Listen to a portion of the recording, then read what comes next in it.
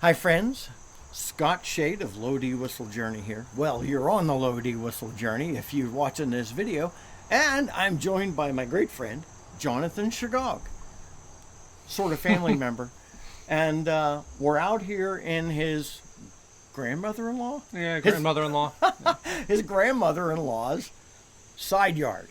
And we just want to have a conversation. Jonathan and I have been hoping to do this for a while. Jonathan's a longtime bagpiper. I don't know how long of a whistle player, and he plays a lot better than I do. Maybe because he's been playing a lot. I've been playing longer. That's true. Yeah. And he's really tall, which means he fits in with that side of the family. So anyway, let Jonathan introduce himself. So you're from the Pittsburgh area originally? I am, yeah, actually. We're in Ben Avon, for those who know the area. I grew up just a couple miles down the road in Bellevue. Oh, really? Yeah. Okay. Cool. Up the hill from the Dairy Queen. Nice. Hey, yeah. Everybody needs to be close to a Dairy Queen. Oh, yeah. So when did you start playing bagpipes? Well, there's a small debate about that between myself and my first instructor, who was a friend of mine. We both took Highland dancing together. Both of our families homeschooled. We overlapped a lot. Do you have videos of you doing Highland dancing as a child? I don't have any videos. Rats. There's a photo somewhere of me wearing what is definitely not my own kilt, getting ready to go play somewhere or dance somewhere. But anyway. Bagpipes. Yeah. So Sean got me started. Sean Regan is his name. He's all the time professional bagpiper in the area. Plays for stuff all over the country. But he was, and this is what we debate, I believe he was 11 and I was either 12, almost 13 or 13 and change when I started. Yeah. And at that point he was playing proficiently enough to be instructing. So at that age? At that age. Really? Did you know about bagpipes before that? Is it a family thing? It's a bit of a family thing. I suspect it was a bit of a plant on my mother's part. As soon as I voiced a little bit of an interest, there happened to be a practice chanter and an instruction book that she happened to have from when she was younger. That's hysterical. That she never really got started, but had them with her. So, okay. Well, look at this. Here they are. You want to start?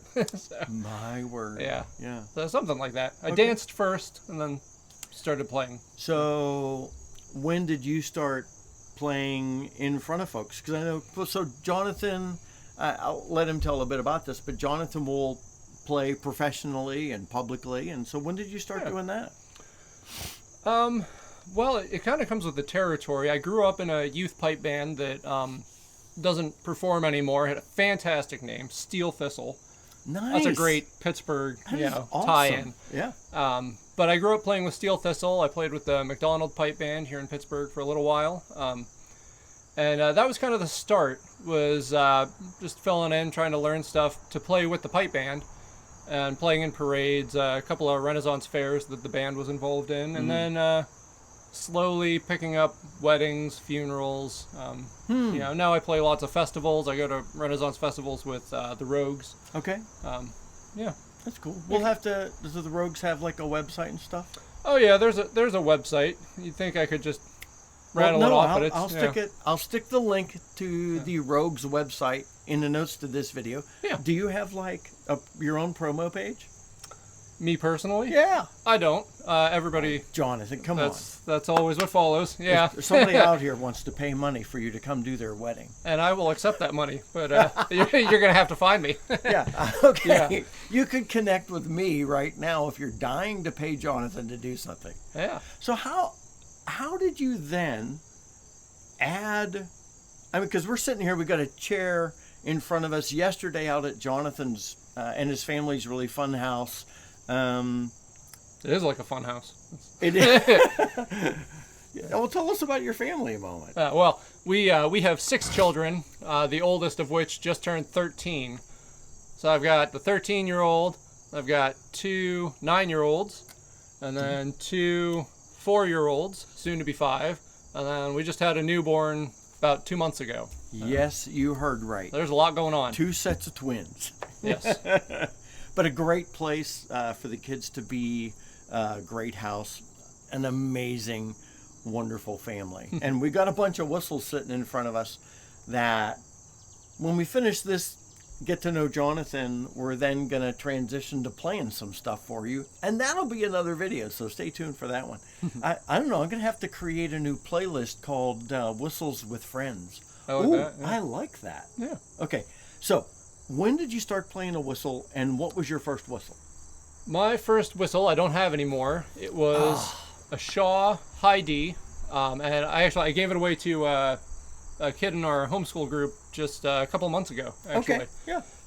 But it was, my wife bought it for me, actually, for Christmas.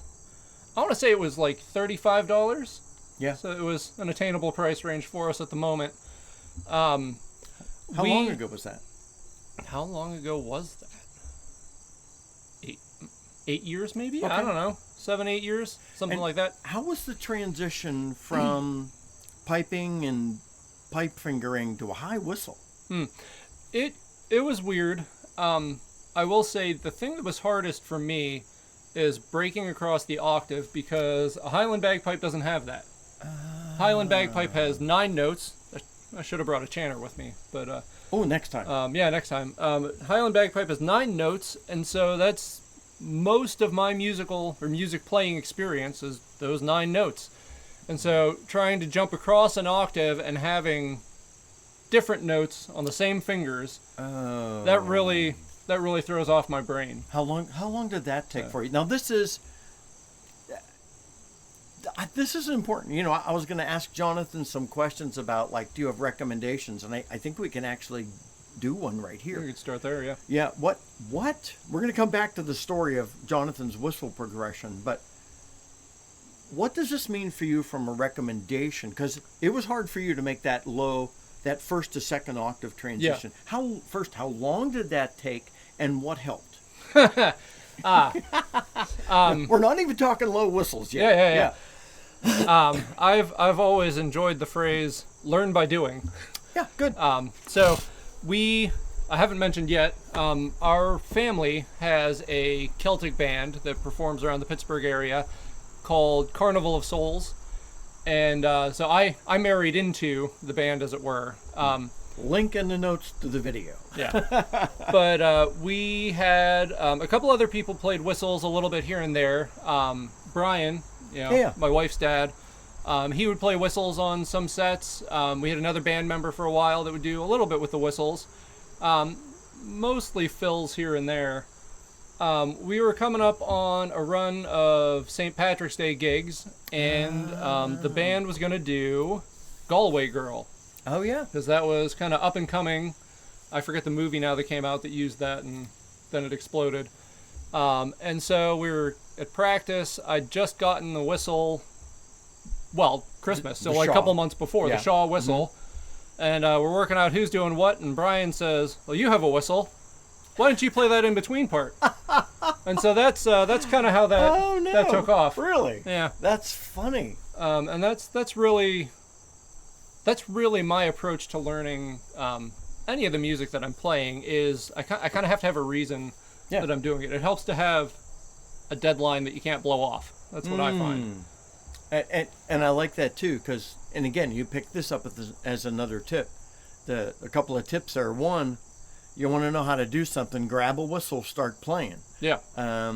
Also, find a way to throw yourself in at the deep end. Yeah. Because you're never, and this is hard for me. Mm-hmm. I have a hard time throwing myself in at the deep end because I want to be acceptable, which is one of the reasons why I started my YouTube channel when I didn't know what I was doing. Mm-hmm. Because, those of you that have been with me since the beginning know that you watched me the very first time I picked up a whistle, period. and it was like, I think I know, because, I've played woodwinds, so I sort of knew what I was doing, but I didn't know what I was doing, like you said. Right. You've just got to play your way into figuring that stuff out, so good for you. Yeah, I would say for a lot of people, try finding a local session. Because those groups are often very accepting of people trying to figure out the music. because that's what keeps it alive. Yeah. And you can, and we've talked about this before, friends, you can go to the session website and you can actually click on, I think, is it the sessions tab or events maybe? And you can see like local sessions happening near you. If you're interested in something like a Celtic festival, is there one happening in your area? Yeah. You can look that up on any website. Or I noticed just yesterday that Rob of Carbony Whistles has an events tab on his where he lists different festivals he's attending, and like other manufacturers will do the same thing. So anyway, back to so when did you get your first low D whistle, and what was it? Well, my first low D whistle. So I was playing the high D for a while, and I will say, speaking of jumping into the deep end, a tune that Carnival of Souls always played was Banished Misfortune. Oh yeah, and I always loved that. But it uses 2 octaves. Oh yeah. And so I couldn't play it on a bagpipe. So that was kind of, once I had a whistle, that was my aim. I love that tune. I'm gonna play that tune. Yeah. And I'm still not perfectly happy with how I play it, but I can do it. So I'm happy about that. But anyway, the low D, I'd been playing high D for a while, and I always liked the sound of a flute. I've messed around with flutes here and there, but when I started seeing the low Ds and hearing them, and I just thought, I wonder if I could do that. I really like the sound of that. And of course you can do it. Well, so I discovered, but I didn't want to go. How many times have I said jump into the deep end? I started with the shallow end. I found a secondhand Dixon low D. It was not tunable, just a single. The polymer one? Polymer one, yeah, right. Okay, yep. I got it for $50 from somebody on that whistle group in Facebook. Oh, yeah, yeah.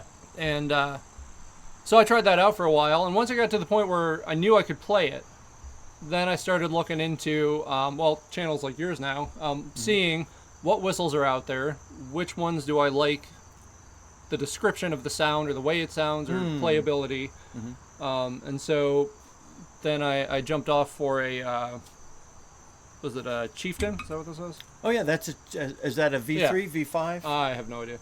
It's say so I'm holding V5. Yeah, the Chieftain V5, that's the newest model, and it's a lovely kind of easy blower with a moderate to light tone. I'd say so. Yeah. To me it feels like if you were to play a wind chime by blowing through it. Oh, no way. Beautiful That's thought. how that feels to me. Yeah.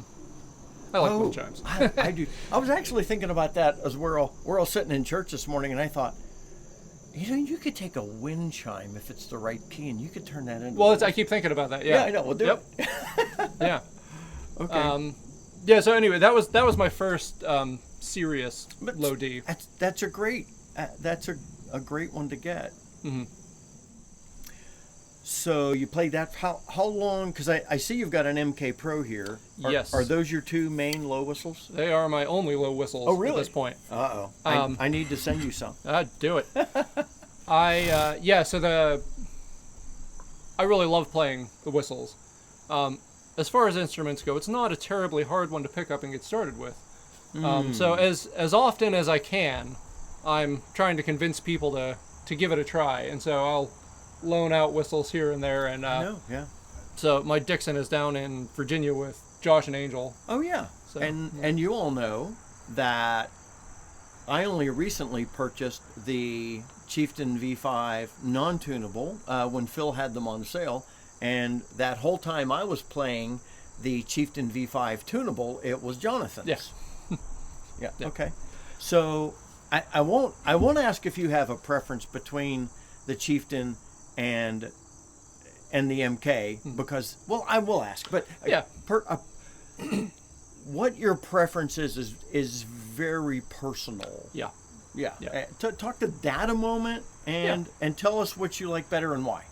Yeah, so there's a couple of there's so many factors that go into preferences to do with a particular whistle. There are so many tiny nuanced differences between each whistle, or even like whistles within the same manufacturer. Yeah, can be. And then the other factor that pertains to me more than it would to a lot of people is because my background is as a Highland bagpiper, and in terms of whistles, I'm completely self-taught. Right. So a lot of my embellishments that I use and a lot of my playing style is really almost like a transliteration of and Highland playing onto an Irish whistle. right. And so because of that, there are some things that are necessary for me. So like on the bagpipes, for example, there's a grace note that we do a lot, which is, I would call it a high G grace note, which is this top finger, which is often correlating to the downbeat. Yes.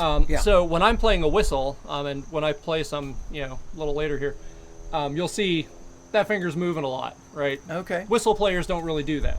But because of that, if I'm playing a whistle that is negatively impacted by that, that's not the whistle for me. That gets like really, because some whistles get really chirpy when you do that. Yes. And so if it's getting chirpy in some ranges where I need that, or the tone just falls apart. Or it falls apart. Or it muddies the water. Even if I'm doing the embellishment precisely, it changes, I think, the harmonics. Right. So anyway, where'd we start? Between the two whistles? Yeah. My preferred whistle is the MK Pro. I forget if I held it up. And this was a whistle that I watched lots of reviews. This was the one I was after. Okay. And then I was just nonstop waiting for somebody in the States to throw one up secondhand, and that's how I got this one. Okay.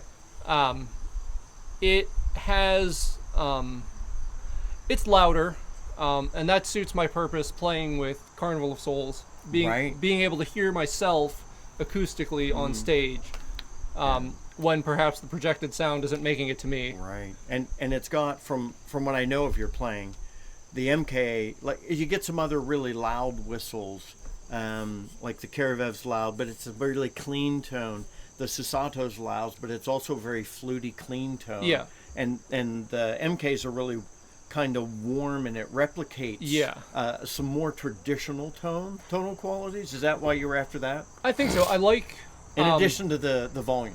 Yeah, I like the volume, but not just the volume, but it has, like you said, it has a warm tone, but it's a really robust sound. Yeah, yeah. I'm going to drop names the whole time we're talking here, like lose track of them, so I'm going to hold stuff up. This one has, it has a softer sound. Yeah. I really like it for, like a gentle air. If you're playing like by yourself or something, or in the house, yeah. If you've got a room with a good amount of echo in it, this one's great. Yeah, yeah. I like to play fast. It's hard for me to keep myself slowed down, and even like performing on the pipes on my own somewhere, I'll decide. All right, I'm gonna start with something slow to kind of like change it up a bit. I'm always playing something fast by the end. It's hard for me to fight it. I'm gonna jump in. We were out at Jonathan's house yesterday, and we're on the way home, and Jonathan and I were sitting in the back of his uncle's car. Yeah.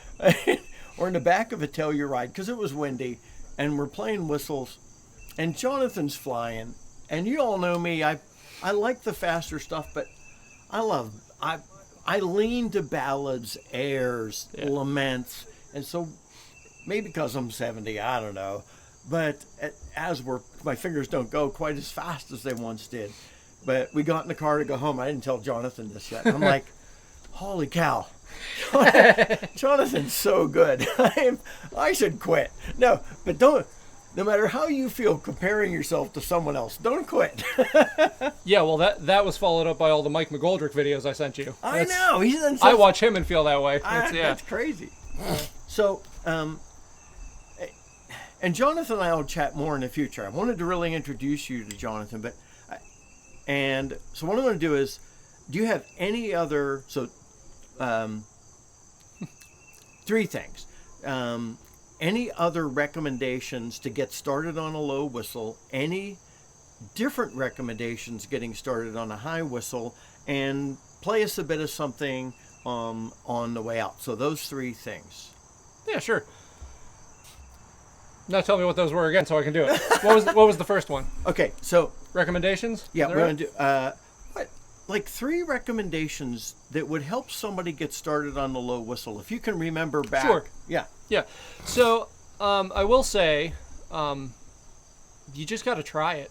I mean, you could ask my my wife. I mean, half of these conversations, she'll tell you, I would not shut up about like any drive. It takes us an hour to get to church. At some point in any drive, it'd be, I really think I could do it. I should get one and try. You know? Oh, really? I mean, a couple of years probably before I finally bought one.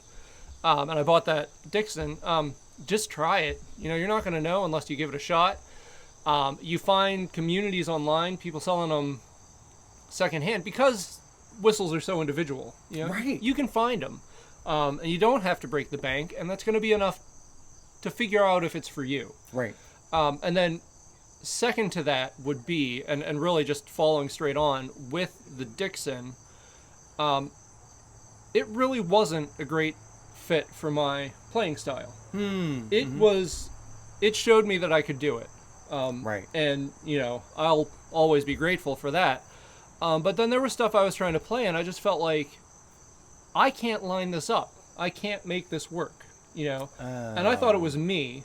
And to an extent, it is. But if you have the chance to try out a couple of different whistles, you'll find the whistle that fits you.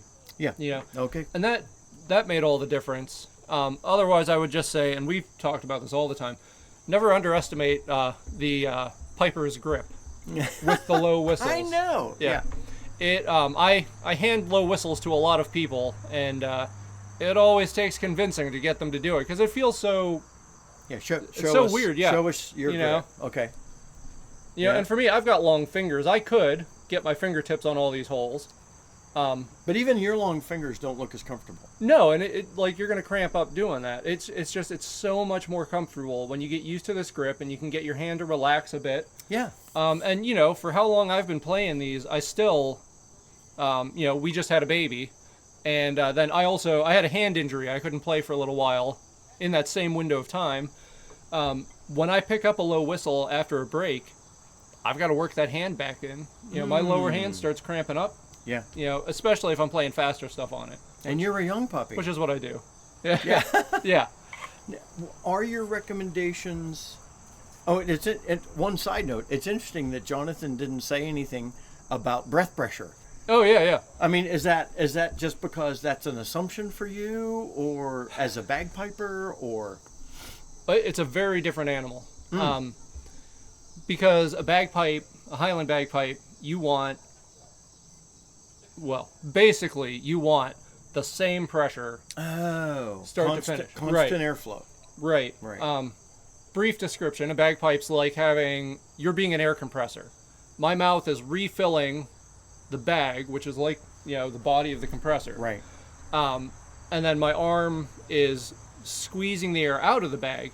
So the best way to think about it is your arm is what keeps the pressure, and then you're adding back into that from your mouth. Mm-hmm. The tricky part of the equation is releasing by the amount of pressure with your arm that you're putting in While compressing. with your mouth while compressing. Oh dear. But every time you're blowing, you're really trying to get the same pressure every time. And with the whistles, pressure is very specific based on where you are on the whistle and what whistle you're on. Yeah, yeah. How long did it take you to be comfortable with the MK Pro in the second octave? Not too long. Okay, because Not you too were long. used to playing by then. I was used to playing by then, and I find the need for pressure comforting. So, Oh, Yeah. interesting. Okay. yeah. Yeah. And I've found it, I'm sure we'll talk about otherwise, whistles that don't require any pressure, I really struggle with. From a breath requirement, from an air requirement, or from I'm I'm not sure how to play this. Right. No. I overblow them. Oh, interesting. Yeah. Yeah. So, Makes you know, sense. and like, for example, on the high D side of things, the Killarney that I have, I love the sound of it. It just doesn't fit me. And it's totally to do with the blowing requirements. You pick it up and all it does is squeak until you draw yourself back. Right. Yeah. Right. Yeah. So would you say anything different, recommendation for getting started on the high whistle? just jump in, and figure out something you like and start playing? Well, I suppose the one thing I feel like I could add to this conversation, because I'm sure a lot of this everybody covers and Right. similar experiences, I find, and this is true of the bagpipe as well, I find the amount of sound to be overwhelming to me as the player. Yeah. And I find that with the high whistles, even with the ones that aren't quite as loud, when you get into that higher range, it really cuts. I have found that to a certain extent, if I play with, I have some earbuds that I wear, earplugs I wear when I'm piping. They only take off like 10 decibels. It's huge. But it makes all the difference in the world to me. And I can hear my own sound better, taking that little bit of edge off. Right. I find with the high whistles, when I get into those upper octaves, especially if I'm just playing in the house, I start shying away from the pressure, too, as if it's yeah. going to make it quieter, but really it's just going to make it sound worse. It is. It sounds going to... Yeah. But I find if I put in some kind of hearing protection, just a tiny bit, Right. that I don't do that anymore. Right. I blow up on it appropriately. Yeah. I completely agree. And you could search for it, or I'll stick a link in the notes to the video if I remember to do all this, because I have talked about the importance of hearing protection, not just so that you can hear when you're 70 or a father of 6, but simply because if you don't hear well, you can't play well, so protect your hearing for that. Well, and then consider this, that if it's damaging your hearing, if your instrument is damaging your hearing, it is within the sound range of your instrument. So when you lose the hearing in that zone, you're not going to be able to tell. Right. That's the thing that stands out in my head. Right. Alrighty, I am having so much fun in this conversation with Jonathan. We're trying to figure out how to do this with me at home and him at home, because I'd like to have Jonathan as a regular guest, because that'd be a lot of fun. And Jonathan has a YouTube channel. I do. It's been a long time since I put something up there. I'll put a link to it, and then we can all subscribe and force him to start posting more. I can do that. Because Jonathan's father-in-law has a barn that Jonathan plays in now and then. Yeah. And I always want him to go and record something there. So what we'll do is we'll close out, but don't leave yet, because I would like Jonathan to play us out with what are you going to play? Leaving Uist. Okay, on the MK Pro. Yeah. So thank you for this. And we're going to hang around, so the next few videos with Jonathan are going to look like we're sitting in the same clothes in the same place, and that's because we are. Yeah. Because Jonathan's agreed to do a couple reviews for us, and he'd do a better job of them than I. I don't know about that. Well, different perspectives, perhaps. Exactly, yeah. So, this is Scott Shade. Jonathan Shegog. Happy whistling, friends. Leaving Uist. Yep.